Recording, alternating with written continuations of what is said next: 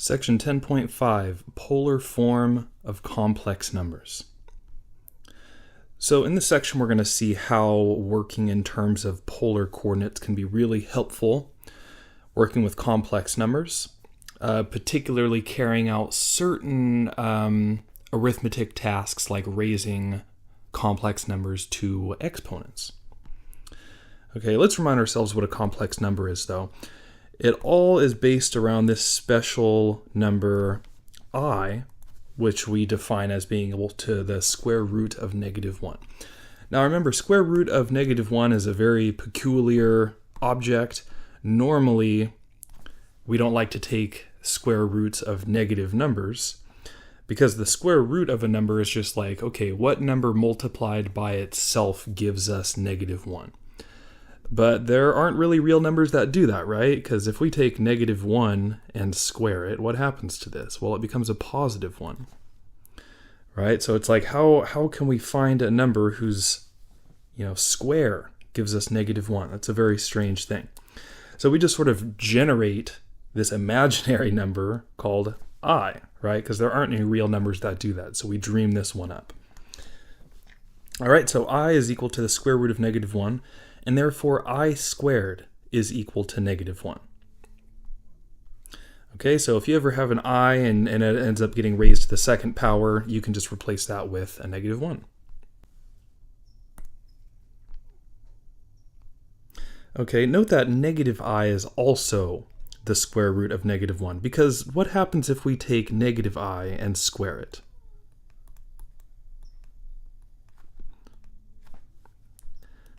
Well, this is the same as -1 squared times I squared, just applying our property of exponents where we apply the exponent to both factors inside of the parentheses. This only works if we have multiplication between those two factors. And I should have grouping symbols right here. -1 squared gives us +1, and then I squared gives us -1. So this is also equal to -1. So that's what this sentence right here is pointing out. Okay, -I squared also gives us -1. All right, and then complex numbers. If a and b are real numbers, then any numbers in the form a plus bi is a complex number. In the complex number of a plus bi, a is called the real part and bi is called the imaginary part. Okay, and this creates this whole new set of numbers called the complex numbers, which sort of remind me of, because if they all come in this form, a plus bi, where I is this imaginary number, the way that we work with these algebraically, it really reminds me a lot of like if we had a plus bx, right? Where we'll sort of see like the imaginary parts as being like terms, right? Or like how we multiply these out. Like if we had a plus bi squared, we would sort of FOIL it out like we normally would with a polynomial, binomial. Okay, let's see a couple examples here. Working with square roots of negatives. We want to express the following in standard form. Standard form being a plus bi. So basically pulling out that imaginary number if we have square roots of negatives. So the square root of -16. We're going to have to remember some properties of radicals, one really important one being this.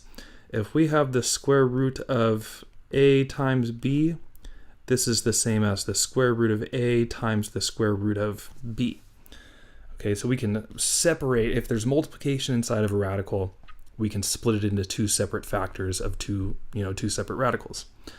So square root of 16, a good way to break this up, I'm going to do the square root of -1 times the square root of 16. Because the square root of 16 is just 4, right? And then square root of -1, we have now defined that as I. Okay, and I might just write this as 4i. Okay, again, like if the I was an x and we were looking at a polynomial, I would never write x times 4, right? I would just write 4x. That's kind of the standard way of writing this. Okay, and this is it. There's no real part. We just have this imaginary part. So that's my answer. Technically, the real part is just 0, so if I really wanted this to be in the form a plus bi, it would look like this. Okay, but just writing it as 4i is totally fine. All right, how about negative 24? Well, feeling pretty similar to the last one so far, I'll start by dealing with that negative 1. Okay, so that's just going to become an I. Now, how about square root of 24? 24 is not a perfect square, but I think there are perfect squares, or at least one perfect square inside of 24. Because let me show you how I like to simplify radicals.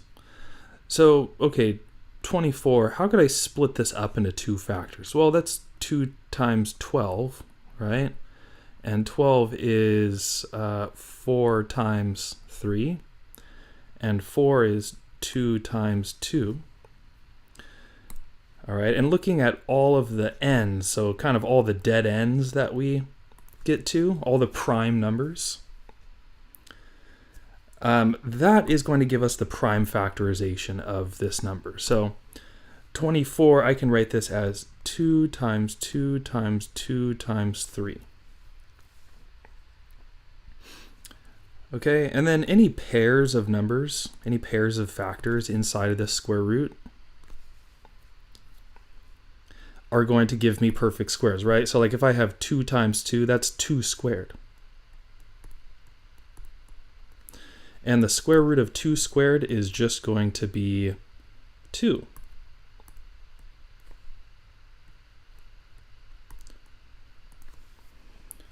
Okay, so whenever we have this square root of something squared, the square root and the second power will cancel out. All right, and yeah, the 2 and the 3 that are left inside of the radical, we don't have doubles of anything, right? So we're just going to be stuck with those inside. So I'll write my answer as 2i root 6, like that. And this is a pretty good way to express something. You know, if we have a radical factor and the imaginary number and some other scalar multiple like 2, I usually write it like this, you know, so the number, just the whole number, and then I, and then the radical part. Okay, and again, for part B, we don't have a real part, so that's going to be my answer right there. That's standard form. Okay, just a little practice working with radicals and imaginary numbers. Now let's talk about the complex plane. The complex plane is this sort of two-dimensional space in which we can plot complex numbers. Okay, so this looks like the normal Cartesian coordinate system, right? X-axis, y-axis. But the x-axis we are going to sort of redefine or reimagine as the real axis. So real numbers. And y, we are going to think of this as the imaginary axis.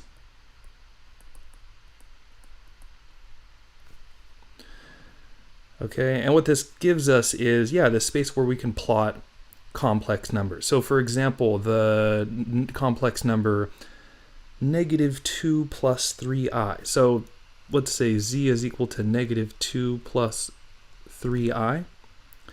This is going to be represented in the plane as the ordered pair -2, 3. All right, where the x-coordinate is the real part and the y-coordinate is the imaginary part.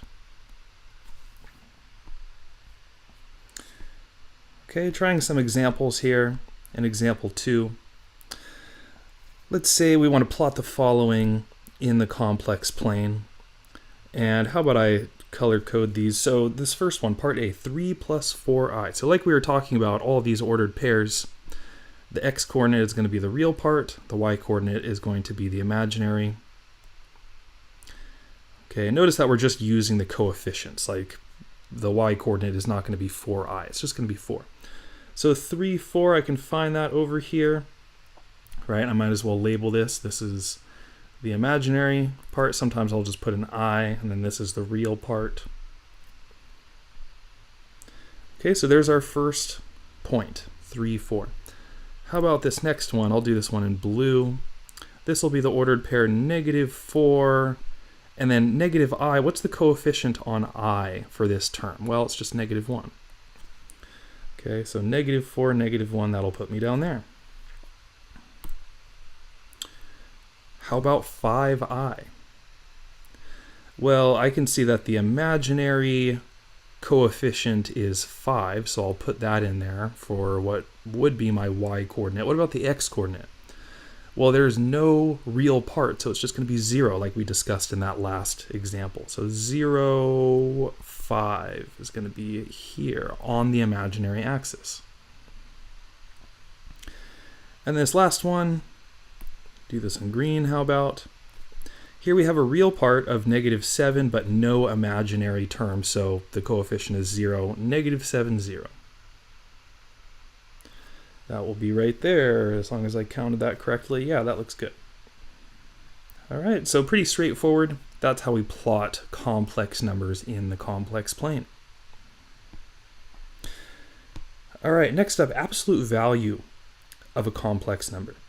So remember, the absolute value of just a real number, one way that we interpret that is, okay, we have the real number line, right? Here's 0, and then there's 1, 2, 3, and so on, 1, -1, -2, -3, and so on. So, you know, like the absolute value of -3, one interpretation of that is just, what is the distance from -3 to 0, right? The distance is just 1, 2, 3 units, right? So we say the absolute value is 3. That's kind of the visual, you know, graphical way of thinking of the absolute value, right? Or if we're looking at the absolute value of +3, it's going to be the same thing, because the distance from +3 to 0 on the number line is still just 3.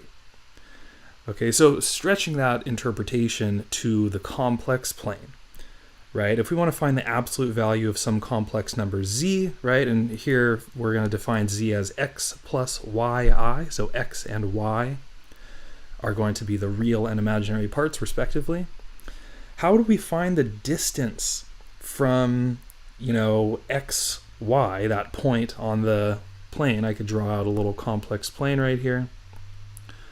Right, let's say here is our point over here, x, y. How do you find the distance between that point and the origin? Right, thinking of it as the same kind of definition as up here, just the distance to 0, distance to the origin. Well, we would use the distance formula, right? And we would find the distance between this point and this point. And applying the distance formula to basically the ordered pairs x, y, and 0, 0, you end up with this. Okay, so long story short, to find the absolute value of a complex number, you're going to do the square root of x squared plus y squared. Okay, notice that the absolute value of a real number gives the distance of the real number to 0, right? So if I was just looking at, you know, what's the absolute value of the complex number +5, right, where there's no imaginary part, it's just going to be 5. So it's going to work the same way. It's going to be like the absolute value of 5 if we are just looking at the real number line. Okay, so this is very consistent with our definition, our previous definition of absolute value for real numbers. Let's see an example. Example 3. We want the absolute value of z, and here it is. It's -2 plus 4i. Might as well graph it real quick. -2 plus 4i. There's -2, 1, 2, 3, 4. So here it is up here. There's -2 plus 4i. So if we want the absolute value of z, it'll be the square root of, like we said, x squared plus y squared. Let's plug in those values. X in this case is -2. Y is 4. And let's simplify. This is the square root of 4 plus 16. That's the square root of 20. And we can simplify this radical. You could do one of these, right? 20 is 4 times 5, and 4 is 2 times 2. So 20 is the square root of 2 times 5, right? And any doubles that I see are going to come out as a single, so this will just be 2 root 5.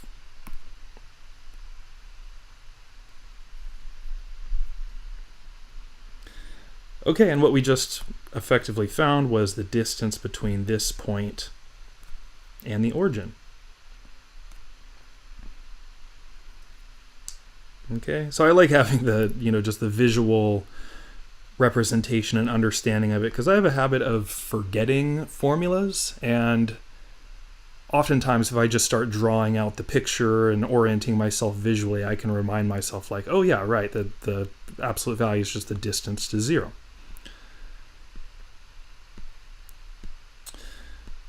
Okay, now finally, polar form of a complex number. So we were just looking at graphing or plotting complex numbers in the sort of Cartesian coordinate system, right? And the way that we orient ourselves in the Cartesian coordinate system is like, okay, how far do we move in the horizontal direction? How far do we move in the vertical direction, right? Those are like our two measurements that we take that give us the x and y. Whereas polar, as we've been exploring, we orient ourselves in terms of what is the theta, right? What's the angle? What is the radius? So how can we represent complex numbers using polar form? Here are some conversion formulas that are going to be really helpful. So for the x value, this is just going to be r cosine theta. Y is going to be r sine theta, and the radius is going to be actually the absolute value of z. Right, so this is all for this complex number. Z is equal to x plus yi, and just notice that this is the absolute value of z, ultimately is what gives us the radius. Okay, and if we're looking at a picture, just to get our sort of visual graphical orientation, let's say here is x plus yi right there. Draw a triangle. Let's drop down a perpendicular right here and draw that hypotenuse in right there. So this is going to be the angle theta. Right, there's theta. Sorry, I could do a better job of drawing that, I think.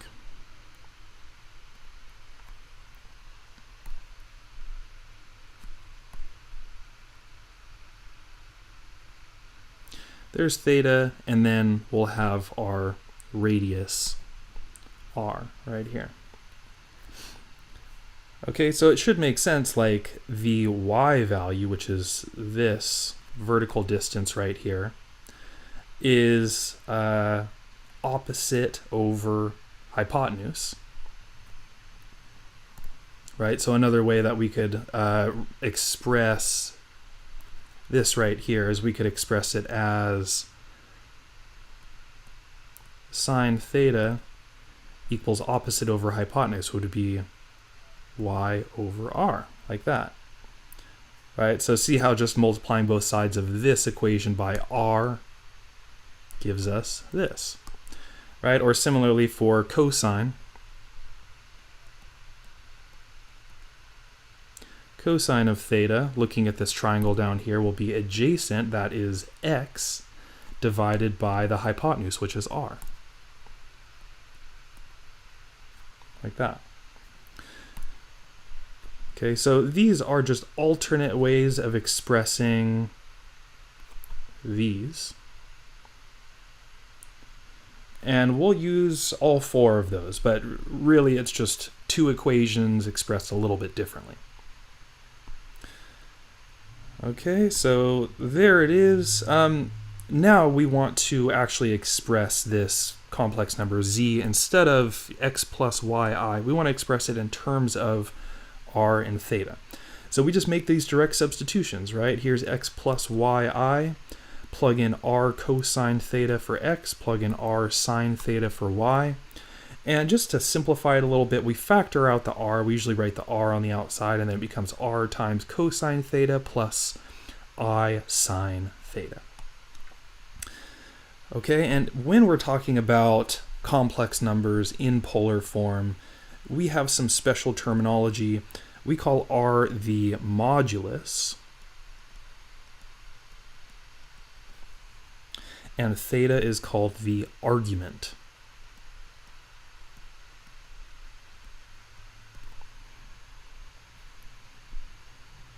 Okay, so theta is sort of like the directional measurement, and modulus is like the distance from the origin.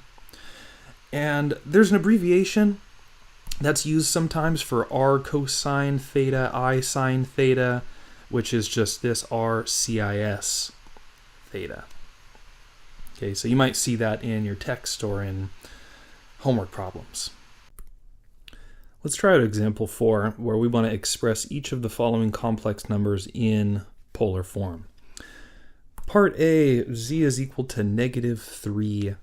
If I wrote this in, totally standard form, it would look like this, 0 minus 3i, just kind of highlighting that for this problem we have that x is equal to 0, y is equal to negative 3. Okay, and to see where this is, just in the complex plane, it's going to be right down here. So 1, 2, 3. So here is z. Okay, it's just on the imaginary axis, right? We don't have any real values, so not moving horizontally at all. It's just right there. Okay, so we could think for a second, like if we were going to express this in terms of modulus and argument, like what would the angle theta be? What would the distance from the center be? Well, this one's pretty straightforward, right? Because the distance from the origin, we can see it's just 3 because it's on one of the axes. And the angle theta, remember, the initial side, if we're looking at some angle oriented in the xy coordinate system, the initial side is the positive x-axis. And then we just rotate counterclockwise to get this point right here, or to get to that terminal side, that is. So we can sort of see visually, it looks like theta is equal to, what would this be? 3 pi over 2, right? And we can see that r is equal to 3. All right, so I could see just by plotting this point, I could sort of figure out what theta and r is. But it isn't always going to be that straightforward. So let me show you like how we would apply these formulas that we have up here to figure this out. Okay, because another way to write this would be r cosine theta plus I sine theta. That's what we're aiming for. So always we're just trying to find what is r, what is theta. Okay, so the way that we would algebraically find, let's start with r, how about? This is the modulus, which is the same as the absolute value of z. So it would just be the square root of x squared plus y squared, which in this case is 0 squared plus negative 3 squared. And you could simplify this down and you would just get 3. All right, and this is always going to be a positive number, right, because it's an absolute value. So that is the first thing we would do. Then after that, we would want to find the argument. theta. All right, and the way that we would normally do that, algebraically that is by using one of these over here, right? So let's say that I was just going to use this equation or this formula. How about cosine theta equals x over r? So I'm just using that first formula that we sort of derived from this triangle here. Okay, well I know that x is 0, right? So, and I also know that I know that r is 3. So cosine of theta is equal to 0 over 3, or just cosine of theta equals 0, right? And then we would just solve for theta. And yes, of course, there are infinitely many solutions to this, right? So the way that we would solve or express our answer in general form is normally it would be like this is equal to pi over 2 plus pi n, right? But we know that we are on the the negative y-axis. So I know specifically that theta is going to be equal to 3 pi over 2. So having these, right, this and the radius being equal to 3, I can then write my answer. I'll just write it right here. Sorry, I got a little messy. Z is equal to r, which is 3, cosine theta, which is 3 pi over 2, plus I sine theta, again 3 pi over 2. And I will put a box around that.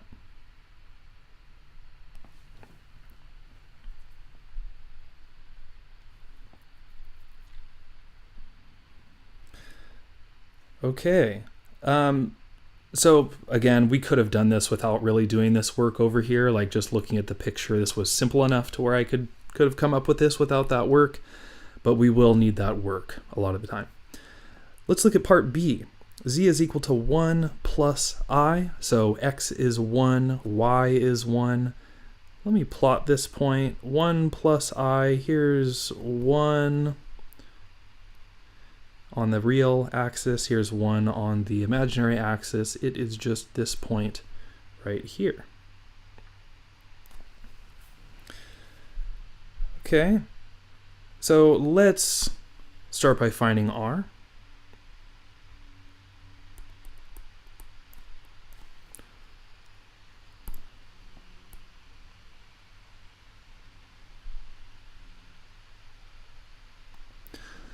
Let's find r. This will be the square root of x squared plus y squared, which is the square root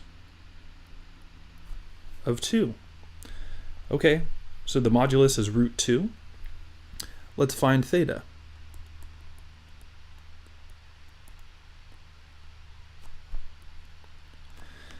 Okay, and we could use cosine theta equals x over r. We could also use sine of theta equals y over r.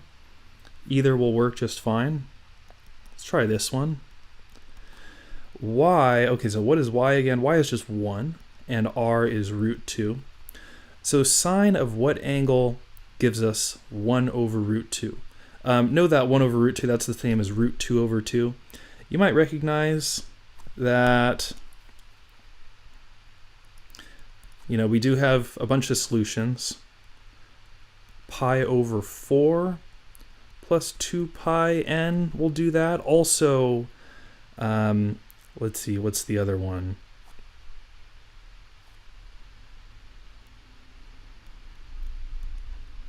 Three pi over 4 plus 2 pi n. Right, I'm thinking about all students take calculus, right? Sine equals positive 1 over root 2 in either the first quadrant or the second quadrant. Okay, but I've graphed this. I know that this is in quadrant 1. Okay, so maybe I'll make a little note of that since we are in quadrant 1.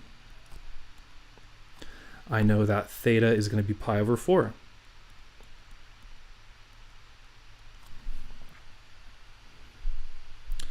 Okay, but hey, you know what? Maybe you could have identified that just from the second that you drew this point right here, and you might have recognized, oh, there's our 45, 45, 90 triangle, so I know that that's a 45-degree angle, or pi over 4. And you probably have those proportions of that triangle memorized, so you might have known that hypotenuse was going to be root 2, so who knows, maybe you could have come up with this without doing that work. But we did it, and here it is. Z is equal to root 2 cosine pi over 4 plus I sine pi over 4. Okay, so the name of the game here is just find R, find theta. Find the modulus, find the argument, and then plug it into that standard polar form. Okay, and definitely doing plenty of trigonometry along the way. Part C, Z is -1 plus root 3I. I'm seeing that 1 and that root 3. I'm thinking maybe a 30, 60, 90 triangle is going to be popping up somewhere in here. Okay, let's plot the point.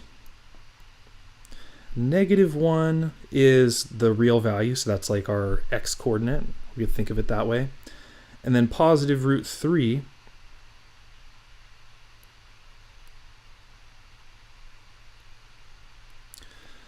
okay, positive root 3 is going to be somewhere over here.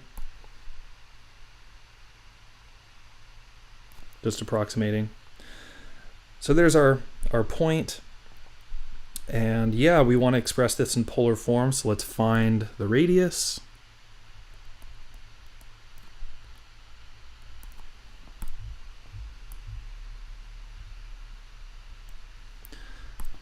This will be the square root of x squared plus y squared, so -1 squared plus the square root of 3 squared. Okay, if it's helpful to you, you can always write x equals -1, y equals root 3. Okay, and from this, here's what I'm getting. Getting the square root of 1 plus 3. Getting the square root of, square root of 4, which is just 2. That's nice. So the distance of that point from the origin is 2. Great. Now, how about we find theta? And we're in quadrant 2. Okay, that's going to be relevant here. Let's pick a trig equation to use. How about we do cosine again? Cosine of theta is equal to x over r. Okay, and I have that x is equal to -1, r is equal to 2. So cosine of what angles gives me -1/2?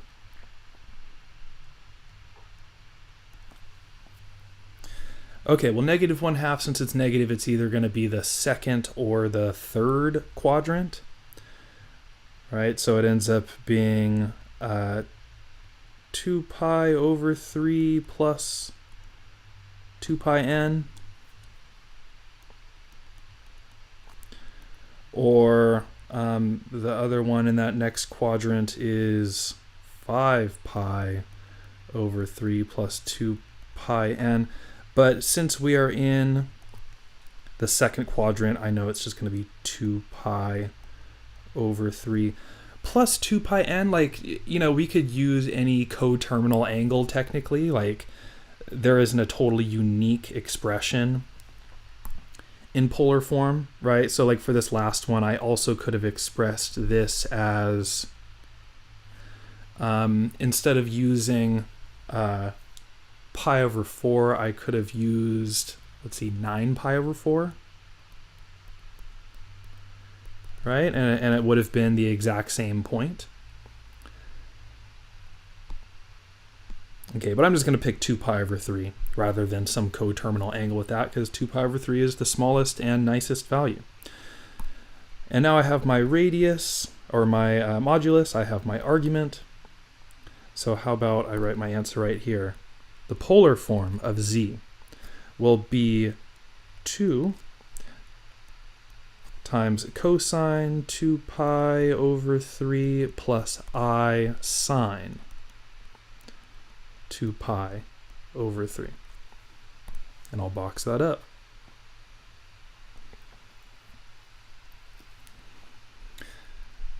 Okay, and yeah, 30, 60, 90 triangle did pop up.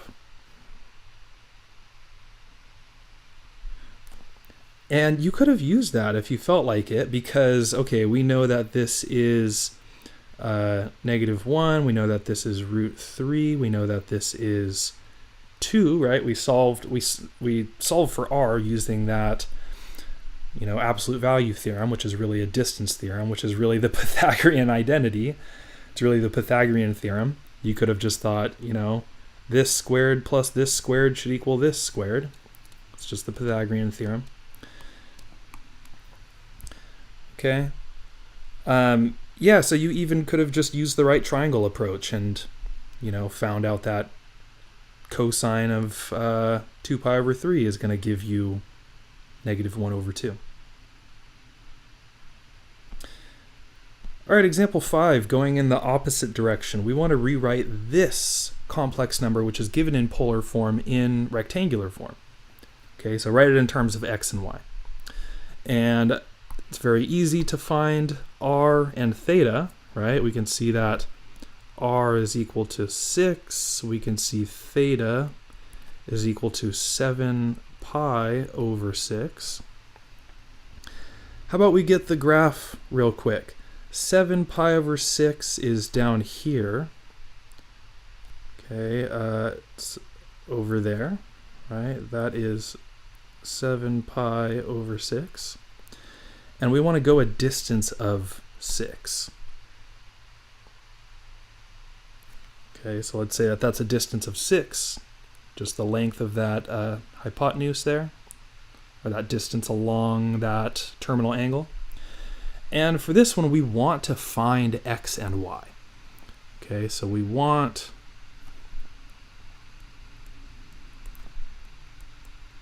to find x and y. All right, and visually, x is just going to be the length of this side right here, and y is going to be that right there. So there's x, there's y. Now we're trying to find those. Okay, well, the nice thing about going in this direction is we have formulas, right? We know x is equal to r cosine theta, and we know that y is equal to r sine theta. So we can just substitute in r and theta. So x is going to be equal to 6 cosine 7 pi over 6. Y is going to be 6 sine 7 pi over 6. Okay, so however you want to deal with this, you could think about how our reference angle, remember, reference angle, which is just theta bar, it's going to be pi over 6, right? So cosine of pi over 6, this is in the first quadrant of the unit circle. We should know this one. It is just √3 over 2. Okay, and then sine pi over 6 is just 1 over 2. All right, and then using all students take calculus,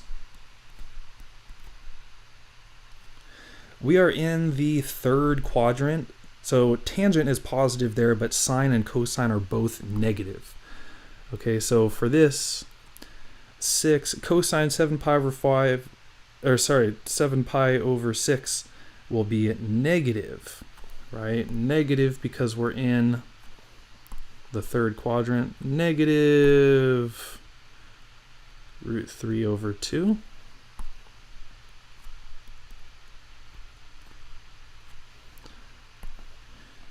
And then for sine, it's going to be negative 1 over 2. Okay, just trying to use colors to indicate where everything is coming from here. And then I'll just simplify.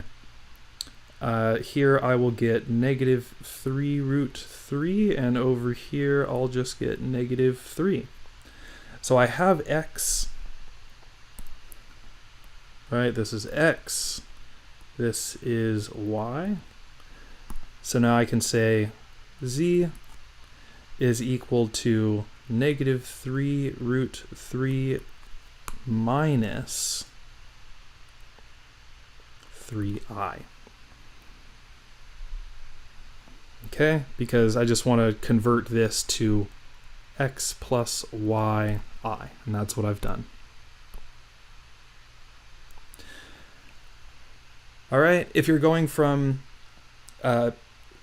rectangular to polar, you're looking for r and theta. Your job is to solve for those. If you're going from polar to rectangular, you're looking for x and y. So you got to be able to go in both directions, but that's what we get there.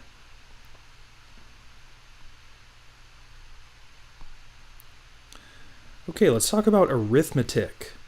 Some arithmetic between complex numbers and how we could use polar form to do that. Let's say we wanted to multiply two complex numbers together. So here we have z1 and z2, and we've used subscripts 1 and 2. So z1, we're writing it in polar form as r sub 1 plus cosine of theta sub 1 plus I sine theta sub 1. Okay, and then r2, theta 2. If we want to multiply these together, right, we're just taking the product z1 times z2. So we're multiplying these together, this times this. And since multiplication is commutative, I could just do r1 times r2. And then multiplying these together, okay, we would FOIL it out, but when all the dust settles, we get this really nice expression here. Cosine theta 1 plus theta 2 plus I sine theta 1 plus theta 2. So it actually works out really nicely. Like multiplication, putting complex numbers in polar form makes the multiplication really easy. Okay, because we just multiply the moduli and we add together the arguments. Really straightforward. Okay, or if you wanted to express this using the shorthand, the CIS, it would look like that. Okay, let's try one. Example 6, we want to multiply z1 and z2, and here they are. For z1, we have a modulus of 2 and an argument of 30 degrees. Okay, so working in terms of degrees here. For z2, we have a modulus of 2 and the argument is 150 degrees. And then we want to graph our results. Maybe I'll start by just graphing these 2 points. So 30 degrees and a modulus of 2. I'll just plot, how about z1 in red? It's going to be about right here. I'm just approximating.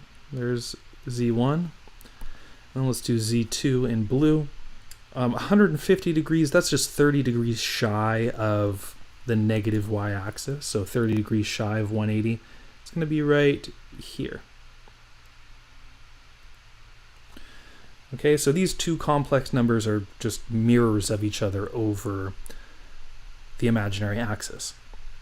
Okay, now we want to multiply these together, so let's do that. z1 times z2 is, like we just saw, r1 times r2 times cosine of theta 1 plus theta 2 plus I sine of theta 1 plus theta 2. Substituting in those values, it's going to be 2 times cosine of 30 plus 150 plus I sine of 30 plus 150. Okay, degrees, of course. All right, let's work this out. 2 times 2 is 4. Cosine of 180 degrees plus I sine 180 degrees.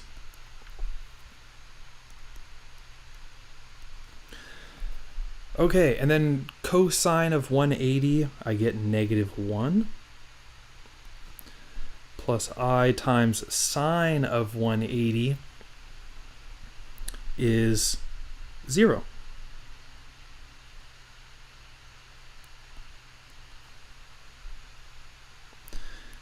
Simplifying a little bit, I just get -4. So, okay, apparently the product of these two numbers is -4. It's right here. So there is z1 times z2. Kind of surprising, right? Multiplying just graphically, like it's sort of strange to make sense of. Okay, but yeah, we could express this as just -4. The polar form would just be this value right here. So if you were asked to express it in polar form, it would just look like that. Okay, but -4, like this is a value that's just nicer in rectangular form. So I'm going to leave it like that. Now, if you wanted to sort of verify this using the other method, like doing it all in terms of rectangular form,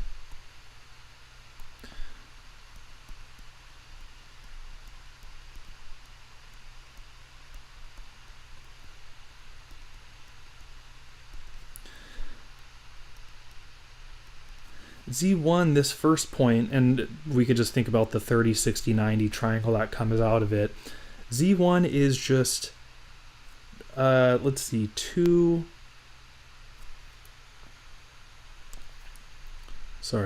root 3 plus I. Okay, and then Z2 is negative root 3 plus I.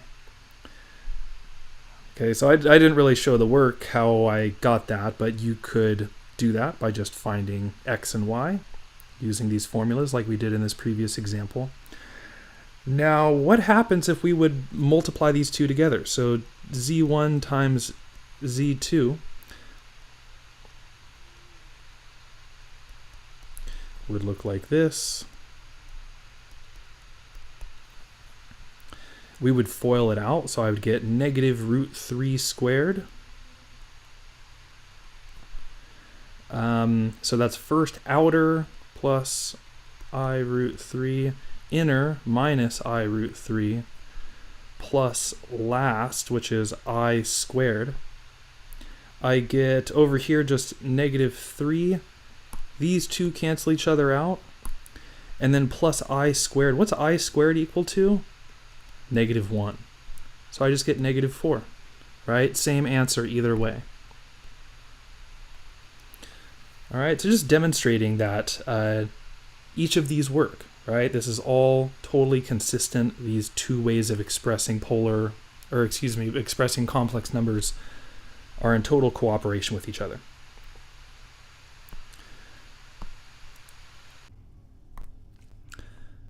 Okay, this next theorem that we're going to look at is really the point of all of this. Like, this is what we've been working towards in this section. One of the greatest benefits of expressing complex numbers in polar form is we have this formula that allows to raise these numbers to powers. So, computing z to the n. And it's really, really simple. We just have to have z expressed in polar form. So here it is. This is called de Moivre's theorem. That's the closest I'll get to the true pronunciation of that name. De Moivre's theorem.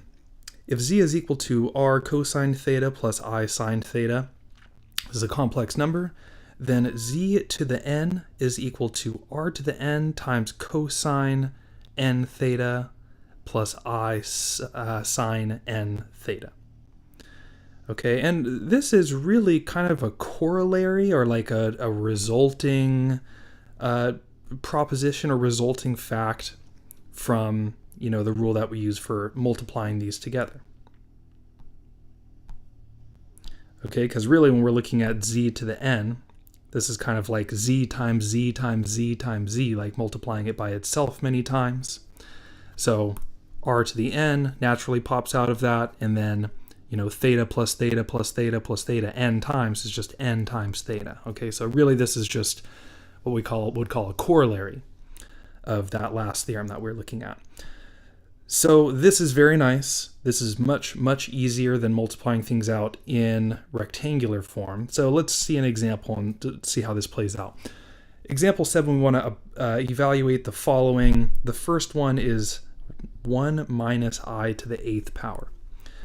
So first, I just want you to consider, like, how would we do this if we were stuck in rectangular form? Well, okay, don't write this down because we're not going to do it because it would be crazy. We would have to do 1 minus I times 1 minus I times 1 minus I, right? 8 times. So I would, like, I guess, FOIL these two together. Again, don't write this. We don't actually want to do this. We'd FOIL these together and we'd get 1 minus 2I plus I squared, so minus 1, right? And then we'd multiply these two together and these two together. It would take all day. I don't even know if we'd be able to do it in one day. So we really don't want to do that. So it's a good thing that we have this theorem to help us out. But in order to use this theorem, of course, we need to have this in polar form. So step 1 is going to be express 1 minus I in polar form. So let's start with that. Step 1, let's get 1 minus I in polar form.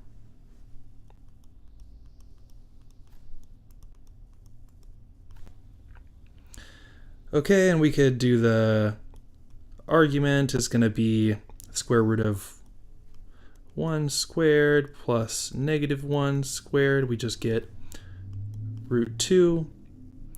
And then you could solve for theta using the methods that we were working with before. But what we're going to get is you could use negative pi over 4, or you could use 7 pi over 4. I might just do negative pi over 4. In case it's helpful, you know, if we plotted this, it would be down here in the 4th quadrant.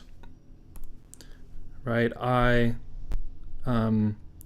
x is 1, y is negative 1, so it's down here. So you should be able to see that theta, that the argument is negative pi over 4. Okay, now, so this, I'll call it step 2, how about?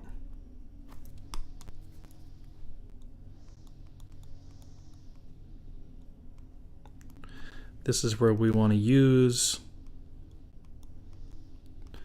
De Moivre's.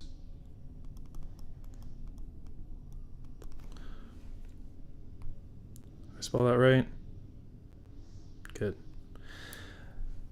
Okay, so here we go. First, I'm going to express this rather than 1 minus I to the 8th.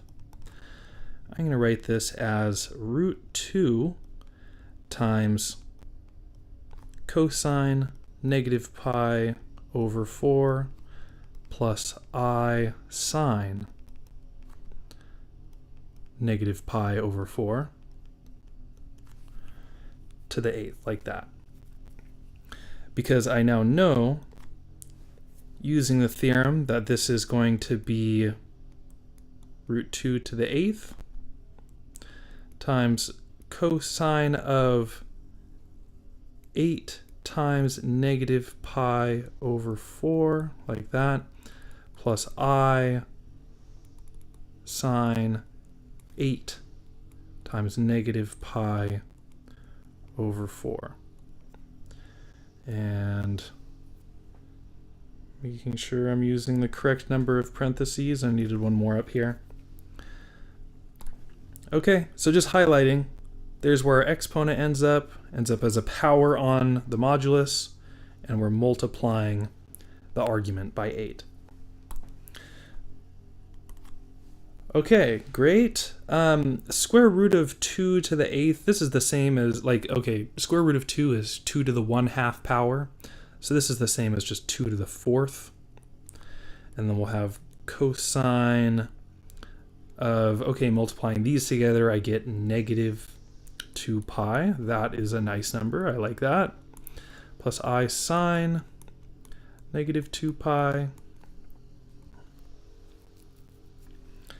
Like that. 2 to the 4th is 16. Cosine of negative 2 pi. Okay, just a little drawing over here.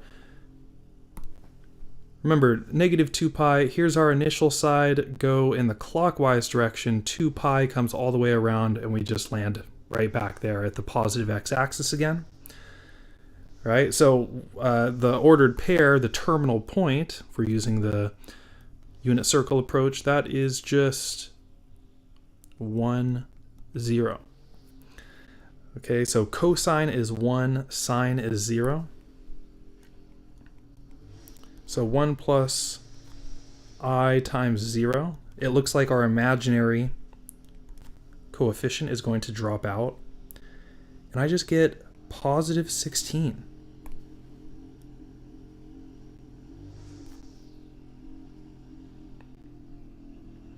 What in the world? This is just equal to positive 16? It turns out that it is. Okay, so in this situation, raising 1 minus I to the 8th power, all of the imaginary values, all of the i's, eventually cancel each other out. Okay, like if we were to multiply it all out, the crazy, like FOIL the whole thing, like we're multiplying out an 8th degree polynomial or something, in the end we would just be left with 16, which is pretty amazing. But this procedure is much, much easier, much quicker. Just a little work at the beginning, finding r and finding theta. But once we do that, it's pretty straightforward.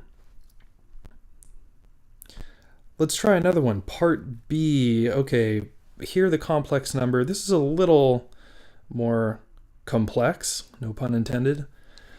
Negative 2 plus 2I root 3. And we're raising this to the 5th power. So just like before, let's get into polar form. So let's find r, which will be the square root of negative 2 squared plus 2 root 3 squared. Okay, like this is written 2I root 3. That's just kind of how it looks nicest, you know, 2 and then the I and then the root 3. But really, like, this was in totally standard form, it would be like 2 root 3 times I. So y is really 2 root 3, just making sure that's clear. Okay, and let's simplify this. This will be the square root of 4 plus 4 times 3, so 12. So square root of 16, love that. The modulus is just 4. For this complex number. And now let's find the argument.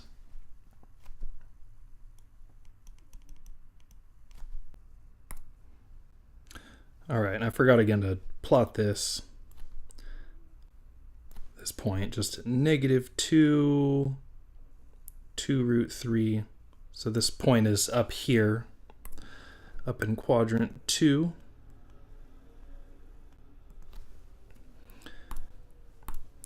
Okay, so to use one of those equations to find this, maybe I'll do cosine theta equals x over r. I can use this one. Cosine theta will be negative 2 over 4, substituting in x and r, which I have. Simplifying, cosine of theta is negative 1/2. Okay, and we know that theta is in the second quadrant, so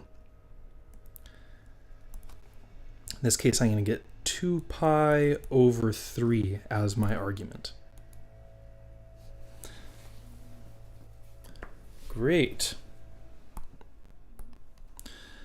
Now let's actually evaluate this. Negative 2 plus 2i root 3 to the 5th is what we're after. I'm going to rewrite the complex number inside the parentheses in polar form. It'll look like this. Modulus times cosine of the argument, which is 2 pi over 3 in this case, plus I sine 2 pi over 3. And we're raising it all to the 5th power.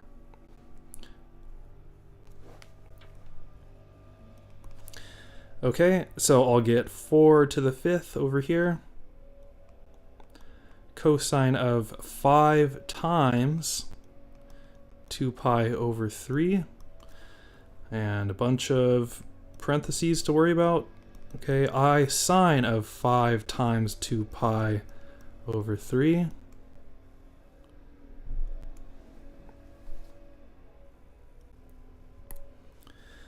Four to the 5th power is 1024. And just simplifying in here, I'm looking at cosine of 10 pi over 3 plus I sine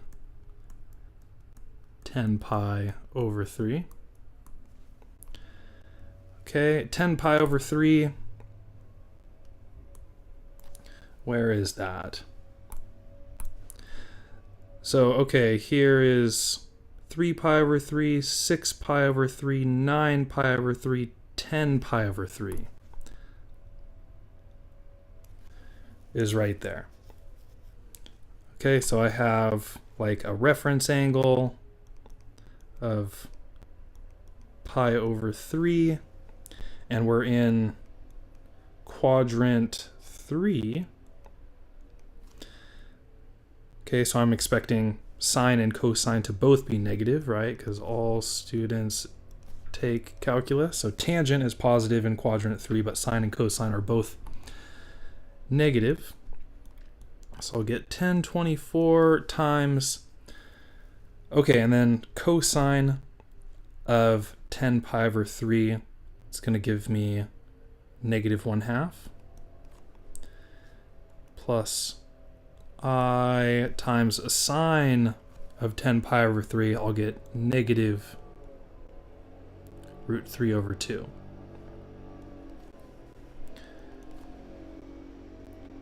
Okay, and then distributing through, simplifying, 1024 times negative 1/2 is negative 512.